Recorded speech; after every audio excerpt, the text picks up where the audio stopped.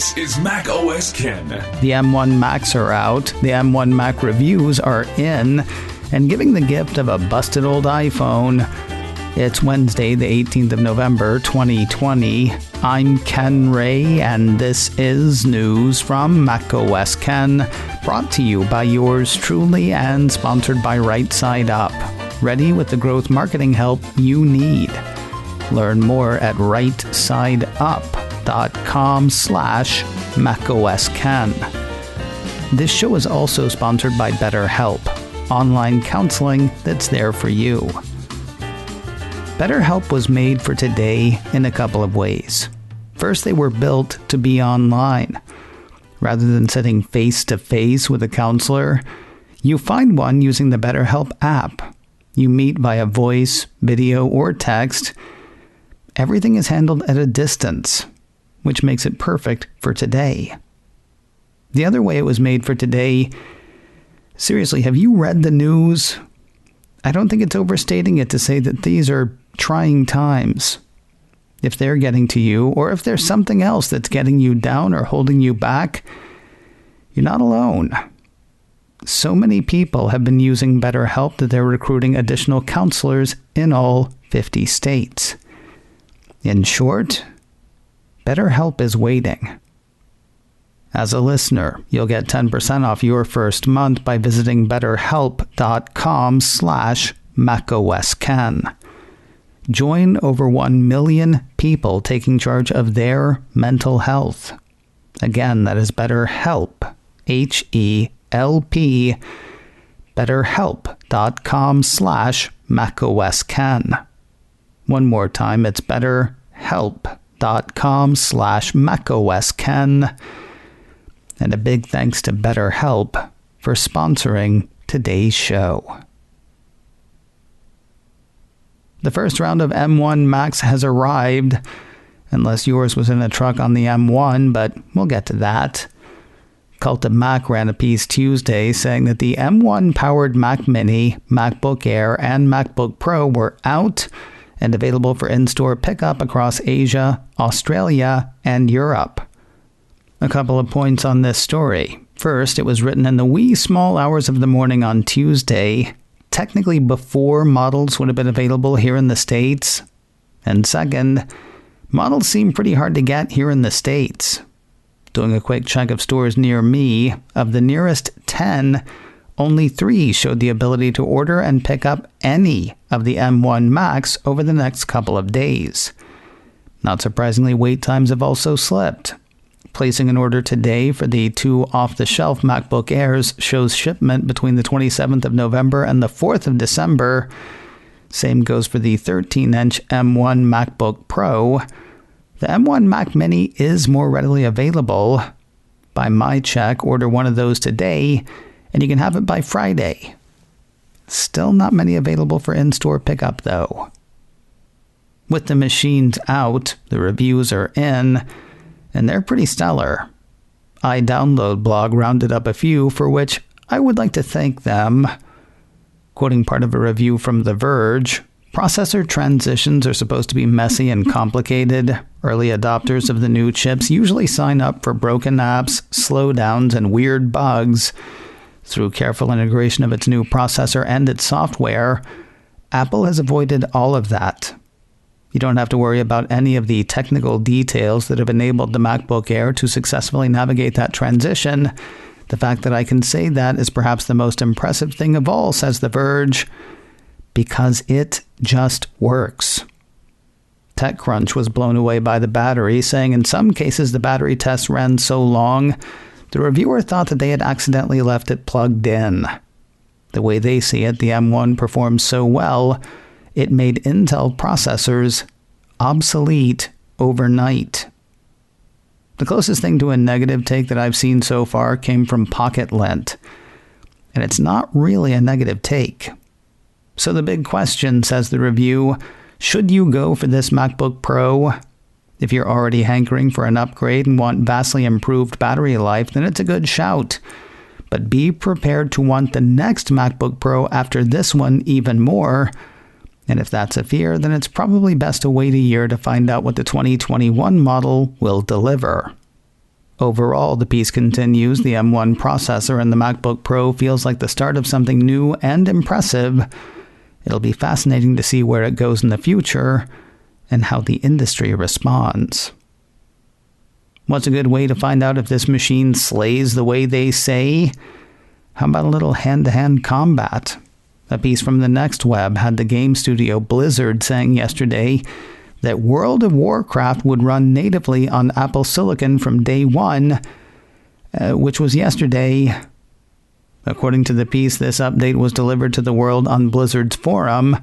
In it, the company stated that support will be arriving coming in this week's patch, specifically 9.0.2. The post goes on to say that World of Warcraft will run natively on ARM64 architecture rather than operating under emulation on Rosetta. Now you may be thinking, so what? Well, first of all, that's kind of rude to World of Warcraft players. Also, where Blizzard goes, other game developers may follow. Quoting the piece again, this not only allows continuity for players, but also could give a clue to other game publishers about whether the M1 chip and Apple's new machines will be easy to develop for, and perhaps more importantly, port existing titles too. While actual gaming performance remains to be seen, the Next Web says the fact that the World of Warcraft port has happened so quickly and presumably smoothly has to be seen as good news for Mac gamers in general. If the fits and starts of Big Sur are bothering you, take heart. Work is well underway on the first update of note. Apple Insider says the Cupertino company released the first developer beta for macOS 11.1 on Tuesday. It is so far too early to determine what Apple has changed in the first beta, according to the report, but it is likely to include some trial fixes for a range of launch issues. In the wake of new Macs announced last week and available this week, iPhone 12 seem almost old hat, don't they? They are, of course, still new enough to review. Cult of Mac says the experts at DisplayMate have turned their expert eyes on the iPhone 12 Pro Max, and they can't take their eyes off it. Quoting the cult, the absolute color accuracy of iPhone 12 Pro Max is truly impressive, said Dr. Raymond M. Sanera, DisplayMate's president, in his analysis. The display is visually indistinguishable from perfect, and very likely considerably better than any mobile display, monitor, TV, or UHD TV that you have. The good doctor went on to say, based on our objective lab tests and measurements, the iPhone 12 Pro Max receives a DisplayMate Best Smartphone Display Award, earning DisplayMate's highest ever display performance grade of A+, and setting or matching 11 smartphone display performance records.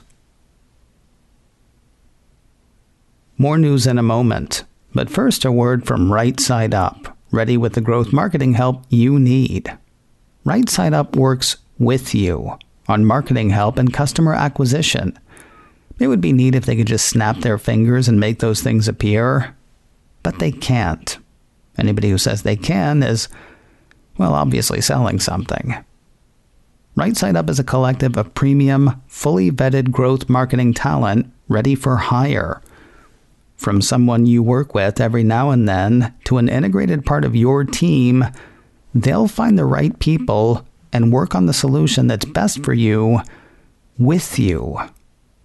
If you're looking to launch a campaign or grow your marketing team, you need Right Side Up. And right now, Right Side Up is offering macOS 10 listeners a free week of service after your first quarter of engagement when you go to rightsideUp.com/macOS10. That's rightsideUp.com/macOS10 to speak to one of their marketing strategists and finally get the customer acquisition and marketing help you need. Go to rightsideUp.com/macOS10. And a big thanks to Right Side Up for sponsoring today's show. From the earlier fun and games with Blizzard To more of Epic's crappy courtroom drama, Apple Insider says the Fortnite publisher has filed suit against Apple down under. Quoting the report, filed on Wednesday in the Federal Court of Australia, Epic alleges that Apple's conduct with the App Store is a misuse of market power that has the effect of substantially lessening competition in the iOS app industry. According to Epic, Apple's conduct breaches Australian consumer law as well as sections of the Competition and Consumer Act 2010. It's Qualcomm all over again, isn't it? Same suit, different continent. Much like the U.S. lawsuit, says the piece, Epic is not seeking damages in Australia. It is, however, intent on making Apple change its rules to enable alternative payment methods and for other app storefronts to exist on iOS, which Epic characterizes as simply seeking fair access and competition that will benefit all consumers. And now the thrilling conclusion to the illusion I made earlier. I had said that the first round of M1 Max had arrived unless yours was on a truck on the M1. According to a piece from Mac Rumors, over $6.5 million worth of Apple product was stolen from a truck in the UK. Specifically, the piece says it happened on a slip road off the M1 highway. There weren't really any M1 Max on the truck. This actually happened a little over a week ago. And it sounds kind of scary, too. A truck driver and security guard were transporting a large number of Apple devices in cargo before being accosted by thieves, according to the report. They were targeted and tied up, and that is just the beginning. Thieves apparently stole the truck, drove it to another town, transferred the trailer to a different truck, left the driver and guard, then drove to a third vehicle where they transferred 48 pallets of Apple cargo before making their escape. Mac Rumors says Northamptonshire police are appealing for witnesses and individuals who have been offered Apple products for sale in unusual circumstances or for suspiciously low prices. Kind of want to see the movie. Kind of don't. And finally today, what could be a cool holiday gift for an artsy nerd in your life? iMore has word of an iPhone 4S from Grid Studio. Yes, an iPhone 4S that's been taken apart, labeled, and framed. According to iMore, the Grid 4S is a piece of A3 artwork made up of the individual parts of an old iPhone 4S put on display. Around 40 pieces, the components are individually placed and glued on an Apple-esque white background, complete with measurements and labels, so you know exactly what you're looking at. It's not overly common, so it's not overly cheap either. They'll run buyers $140 plus shipping, and I will say, it is annoying how cool looking this thing is. You can see it for yourself at gridstudio.cc. Coming up in a few minutes, the After Show's Mike Rose is with us this week. Today we're talking new hardware from Apple, specifically what he is not buying, what he would suggest other people buy anyway, and the difficulty of not having the thing he'd suggest. Plus, making the case for his own Mac Mini. Please look for the show in a few minutes, wherever you get podcasts. Have you found the fun that is macOS Ken Live? Monday through Friday, 3:30 Pacific, 6:30 Eastern. Join me live every afternoon on youtube.com/KenRay. You can also catch the replay later or subscribe to the audio podcast, macOS Ken Live, wherever you get podcasts. macOS Ken, brought to you by me and sponsored by BetterHelp. Get 10% off your first month at betterhelp.com/macOSKen. This show is also sponsored by Right Side Up, ready with the growth marketing help you need. Learn more at rightsideup.com/macOSKen. advertising handled by Backbeat Media, online at backbeatmedia.com. You can reach me a couple of ways. Info at macosken.com or call 716-780-4080. Until next time, that is news from macOS Ken. I'm Ken Ray.